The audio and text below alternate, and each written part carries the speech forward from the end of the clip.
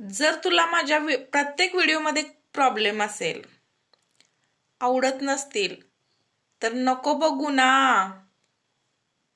प्रत्येक वेळी तुझे संस्कार दाखवायची काही गरज नाही. आता इतका छान व्हिडिओ होता, बहीण भावाचा व्हिडिओ आहे. भाऊ मला सपोर्ट करतोय, भावाजवळ मी राहते. मग तुला इतके घाणेरडे विचार मांडायची काय गरज आहे? भावाचा संसार, भाऊ त्याचा संसार आहे, त्याची मुलं बाळ आहेत आणि त्याची बायको पण आहे. मग मी भावाकडे राहू शकत नाही का?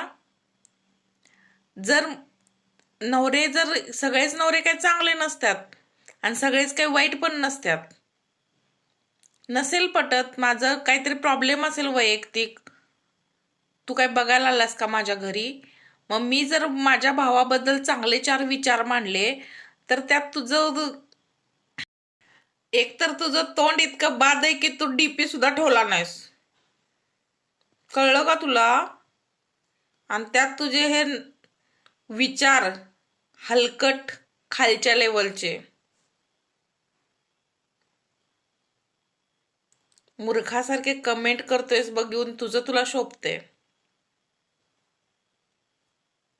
असल्या लोकांना ना मी काही एकच बोलेन, हाड कुत्र्या.